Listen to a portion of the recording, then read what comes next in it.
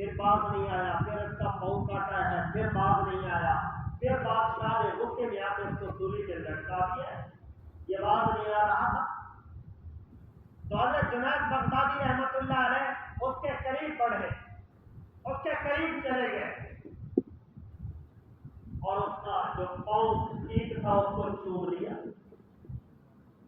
لوگوں نے دیکھا، انہوں نے کہا کہ جنید یہ کیا کر رہے ہو؟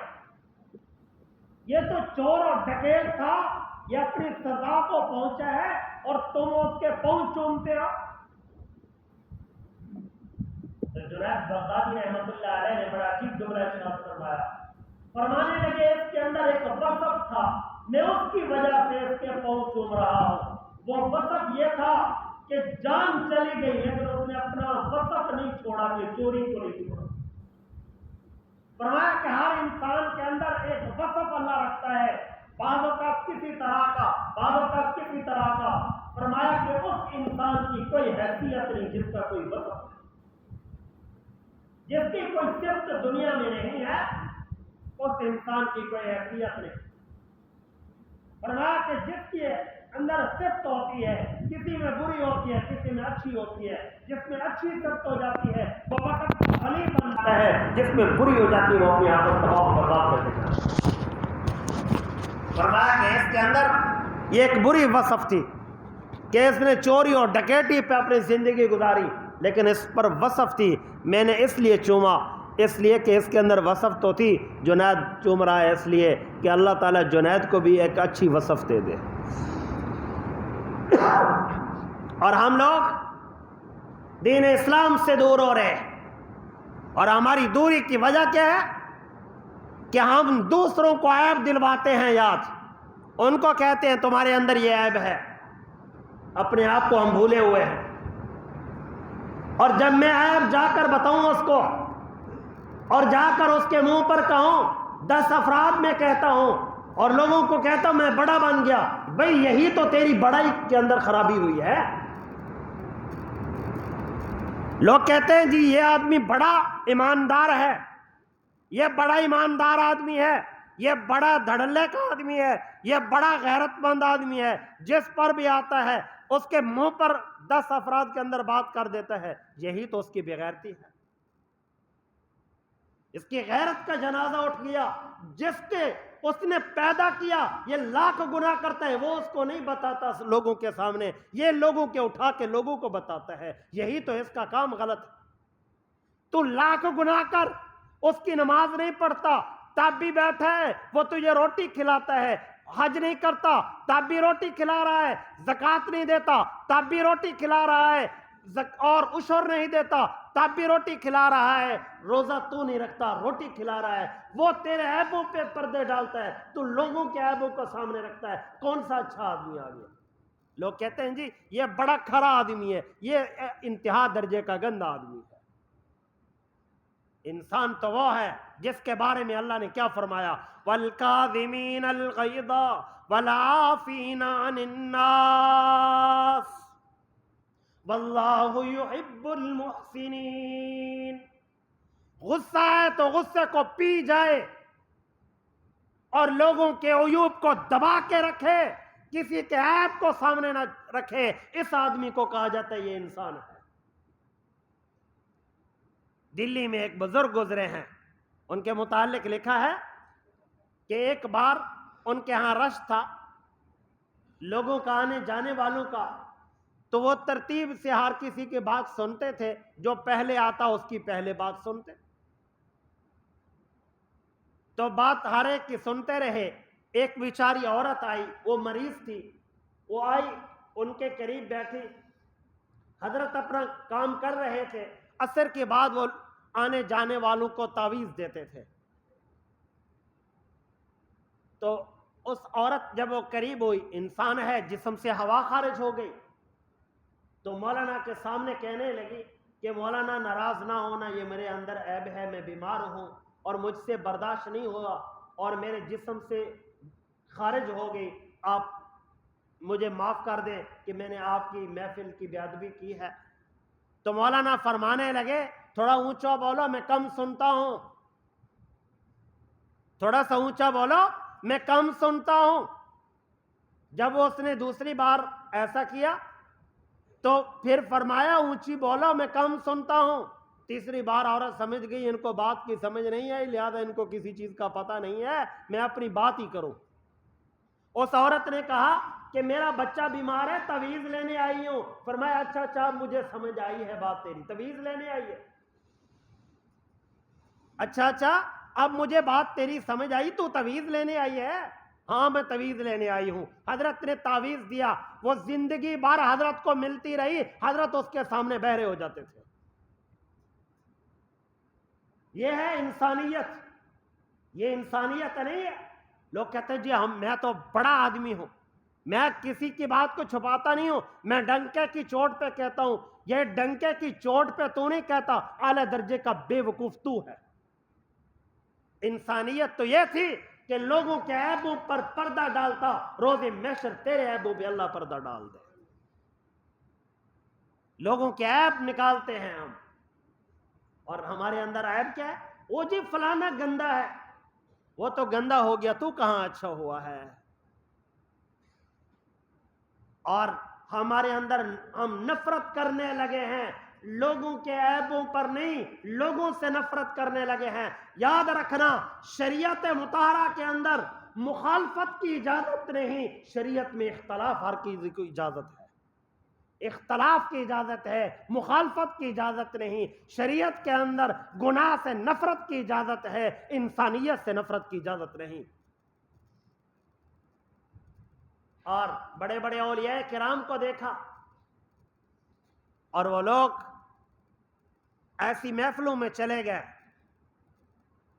ऐसी महफिलों में चले गए जहां देखने वाला उनको ऐब समझते थे, लेकिन चले गए, जब गए हैं वहां पर बैठे हैं, अपना रंग दिखाया, अपना रंग दिखाया, और अपना रंग चढ़ा के दिखाया है, और अपना कुछ दिखाया है, और वो कुछ करके आए हैं, ऐसे नहीं। लेकिन वो नफरत नहीं करते थे इंसानों से, उनकी बीमारी से नफरत करते थे। और हम इसलिए अपने रास्ते को, मकाम को नहीं पहुंच रहे। हमारे अंदर यही ऐब है कि हम इसलिए अपने मकाम और मर्तबे को नहीं पहुंच रहे, इसलिए कि हम इंसानियत से नफरत करने लगे हैं, इंसानियत के अंदर जो ऐब है उससे नफरत नहीं करने लगे।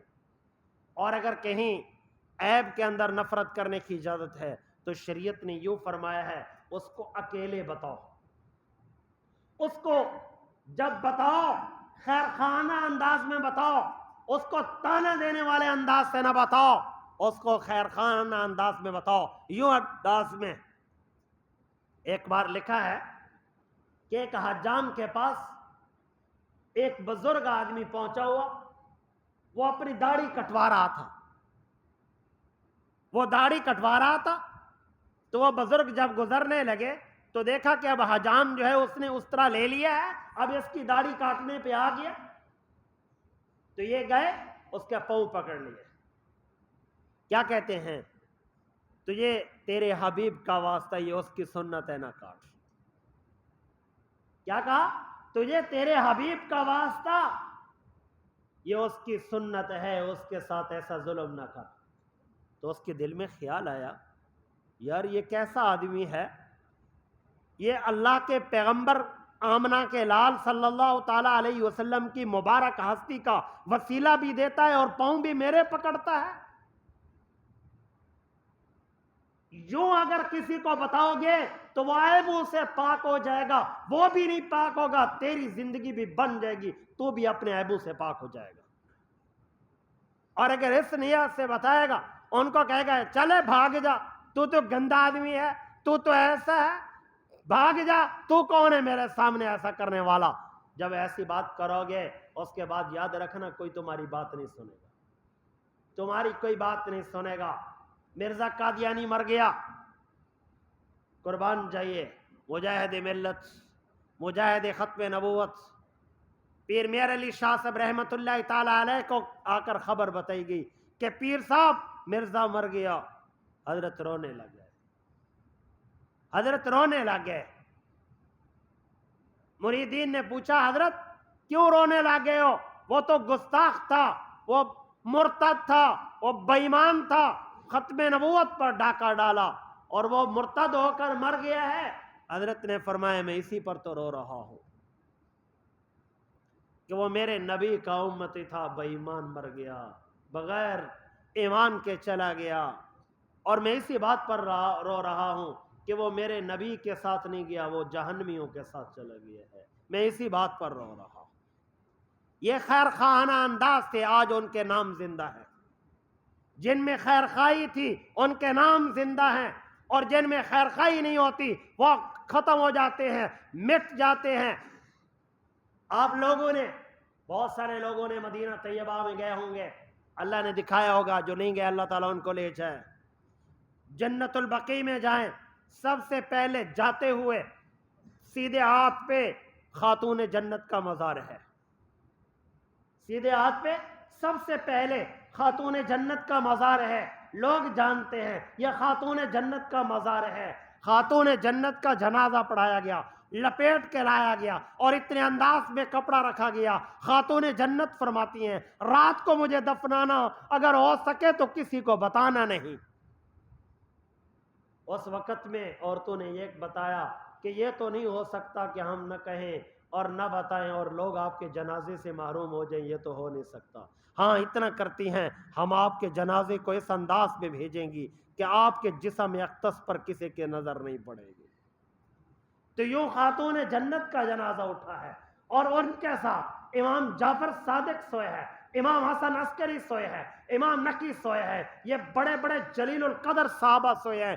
ان کو تو ہر کوئی جانتا ہے. آج 1400 سال گزر گئے لیکن نہیں جانتے. وہیں کعب بن اشرف بھی مرا ہے, اس مرتد کو کوئی نہیں جانتا, وہاں نہیں جانتے. ابی بن کعب رئیس المنافقین مرا ہے, اور اس کو جنازہ بھی حضور علیہ السلام نے پڑھایا. اس کے منہ کے اندر لعاب نے, سرکار نے ارشاد فرمایا, اپنا لعاب ڈالا ہے, اپنی قمیض اتار کے اس بے ایمان کو پہنائی ہے, لیکن اس کے باوجود اس کا نام کوئی نہیں جانتا, اس کی قبر کوئی نہیں جانتا. اللہ نے فرمایا میرا محبوب آج کھڑے ہو آئندہ کے لیے ایسے مرتد کی قبر پر بھی کھڑنے کی اجازت نہیں. اس کا نام مٹ گیا, اور ان کے نام زندہ ہوتے ہیں جن لوگوں کے اندر اسلام کی وفاداری ہوتی ہے. امام جعفر صادق کے نام کو ہر کوئی جانتا ہے, ان کے مزار کو بھی ہر کوئی جانتا ہے, خاتون جنت کا مزار بھی ہر کوئی جانتا ہے, امام حسن عسکری کا مزار بھی ہر کوئی جانتا ہے, حضرت عثمان کا بھی جانتا ہے, وہاں حضرت دائی حلیمہ سوئی ہے, ان کو بھی جانتا ہے. 10,000 صحابہ کرام سوئے ہیں, ایک ایک کی قبر کا موجود ہے. امام مالک کی قبر کا موجود ہے. شیخ نغفے کے بارے میں معلوم ہے, یہ وہ سوئے ہوئے ہیں, ایک ایک کے بارے میں علم ہے, لیکن ان کا نام ختم ہو گئے, مٹ گئے, جو اسلام کے ساتھ وفادار نہیں تھے, اس لیے کہ وہ کرتے رہے دنیا سے وفاداریاں, اور جس نے اسلام سے وفاداری کی ان کے نام بلند و بالا ہو گئے. اس لیے بھائی اپنی زندگی بنانا چاہتے ہو تو لوگوں پر عیب نہ کرو, ان کے ساتھ خیر خواہی والا معاملہ کرو, پھر وہ تمہارے بھائی بنیں گے. اور اگر تم ایسا کرو گے کہ ان کے عیبوں پر نظر دوڑاؤ گے, یاد رکھنا ایک وقت آ جائے گا پھر تم بھی محروم ہو جاؤ گے, ہر ایک عبادت سے محروم ہو جاؤ گے. یہ خرابی پہلے انسان کے اندر پیدا ہوتی ہے. دعا کریں اللہ تعالیٰ اس سے ہمیں نجات نصیب فرمائے. اور دوسری خرابی وہ یہ ہے کہ جو لوگ پہلے نماز نہیں پڑھتے, نماز میں لگ جاتے ہیں, پہلے حج نہیں کرتے اب حج کرنے لگ جاتے ہیں, پہلے زکوٰۃ نہیں دی اب زکوٰۃ دینے لگ گئے, پہلے نماز نہیں پڑھتے تھے اب نمازی بن گئے. تو شیطان کہتے ہیں اچھا اب تو ولی اللہ بن گیا, یہ لوگ گندے ہیں تو ولی اللہ بن گیا. کہتے ہاں بات تو تیری ٹھیک ہے. شیطان آ کر وسوسہ ڈالتا ہے, پھر وہ اپنے محلے والوں کو, رشتہ داروں کو گندا سمجھتا ہے.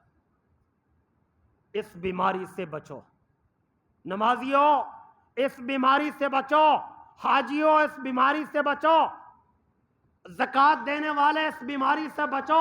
یہ بہت بری بیماری ہے, یہ کئی نسلیں تباہ و برباد کر کے رکھ دیتی ہے. یہ شیطان انسان کو دھوکہ دیتا ہے, وہ کہہ رہا ہے کہ تم ایسا کرو. تجھے پتہ ہے کہ جو عبادت کی تیری قبول بھی ہو گئی ہے, تیرے پاس ٹکٹ ہے, اگر تیرے پاس ٹکٹ ہے تو بتا. حضرت عمر بن خطاب رضی اللہ تعالیٰ عنہ کھڑے ہیں, ایک درخت کی ٹہنی کو پکڑتے ہیں، اس کو یوں جھاڑتے ہیں، اس کے پتے گر پڑتے ہیں۔ حضرت عمر بھی یہاں پر گر جاتے ہیں، روتے ہیں، اور رو رو کے کیا فرما رہے ہیں؟ یا اللہ مجھے اس درخت کی ٹہنی بنا دیتا، اس طرح میرے پتے گر جاتے۔ پھر چند دنوں کے بعد مالک آتا ہے، وہ اس کو کاٹ دے گا، جلا دے گا، نام و نشان مٹ جاتا، عمر کا نام نشان مٹ جاتا۔ اسی طرح ہو جاتا۔ عمر سے اگر قیامت والے دن پوچھ لیا تو عمر کا کیا بنے گا؟ اور پھر فرماتے ہیں عمر تجھ سے تو یہ ٹہنی اچھی، اس سے قیامت والے دن پوچھا نہیں جائے گا، تجھ سے تو قیامت والے دن پوچھا جائے گا۔ یہ وہ عمر ہے، یہ وہ انسان ہے جس کو آمنہ کے لال فرماتے ہیں عمر فی الجنہ۔ حضرت عمر ہیں، حضرت عمر ابو بکر صدیق ساتھ ہیں، مولا علی پاک ہیں، حضرت عثمان ہیں، احد کے پہاڑی کے اوپر کھڑے ہیں، اور احد وہاں پر جھوم اٹھتا ہے، احد جھوم اٹھتا ہے۔ سرکار دو عالم صلی اللہ تعالی علیہ وسلم اپنا پاؤں مبارک مارتے ہیں، فرماتے رک جا، تجھے نہیں پتا کہ یہاں پر کون کھڑے ہیں؟ یہاں پر میرا صدیق ہے، یہاں پر میرے شہید کھڑے ہیں، یہاں پر میرے مولا علی پاک کھڑے ہیں۔ رک جا، اتنا نہ جھوم، یہ ان کو تکلیف نہ ہو، اتنا نہ جھوم، اب یہاں رک جا۔ وہیں احد کی پہاڑی رک جاتی ہے، اس لیے کہ یہاں پر بڑے بڑے شہزادے آئے اور وہ رو رہے ہیں۔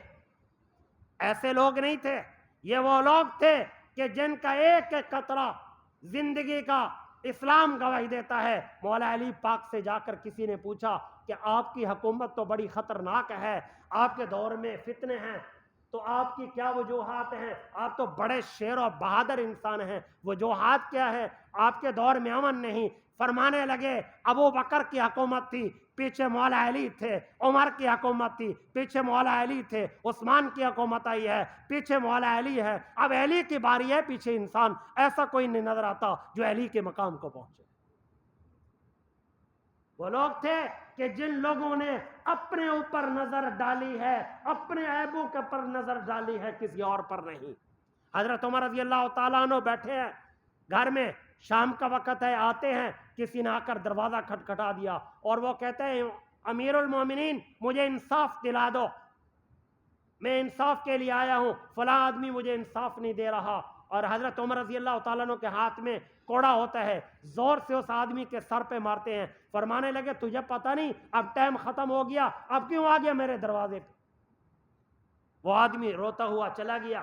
حضرت عمر نے اپنے دروازہ بند کیا اور اپنی چارپائی پر جا کر وہاں پر بیٹھتے ہیں، پھر رونے لگ گئے، فرماتے ہیں عمر تیری حیثیت کیا تھی؟ یہ تو اللہ کے آمنہ کے لال نے دعا کی، اللہ کے دربار میں کعبے کا غلاف پکڑ کر دعا کی ہے، اللہ نے اگر تیرے اوپر رحم نہ کیا ہوتا عمر تو اس سے بھی گیا گزرا تھا، کیوں ایسا ظلم کیا تو نے اس کے ساتھ؟ روتے ہیں، پھر چلے جاتے ہیں اس کے در پہ، وہاں اس سے معافی مانگتے ہیں، عمر کو معاف کر دے، روز قیامت مجھے نہ پکڑ۔ یہی وجوہات تھی، ان کے نام بلند و بالے ہیں، اور ہمارے نام اس لیے مٹ رہے ہیں کہ ہم اپنے آپ کو برداشت نہیں کر رہے، ہم غیروں کو نہیں برداشت کرتے، ہم اپنوں کو نہیں برداشت کرتے۔ اس لیے اتنی بڑی مسجدوں میں چند نمازی ہیں، اتنی بڑی مسجد ہے، نمازی تھوڑے ہیں، اب اذان آئے گی، بیچارے بھاگتے ہوئے چند ایک لوگ آ جائیں گے۔ یہ کیا وجوہات ہے؟ یہ پھر بھی زیادہ ہیں، نماز ہوتی ہے 150 صف نمازیوں کی، یہ کوئی بار تو سے تو نہیں ہے نا، گاؤں کے ہیں نا۔ یہ کیا وجوہات ہے؟ اس وجہ سے نہیں آ رہے کہ نمازیوں تمہاری نمازیں کے اندر خرابی ہے، اس وجہ سے نہیں آ رہے، اور جو نہیں آ رہے وہ بھی اپنے اپنے مقدر پہ روئیں کہ اللہ تعالیٰ ہمیں اپنے دربار پہ کیوں نہیں آنے دے رہا۔ نمازیوں کو آکڑ ہے کہ ہم نمازی بن گئے ہیں، اور جو نہیں آتے وہ کہتے ہیں ہم ان لوگوں سے اچھے ہیں۔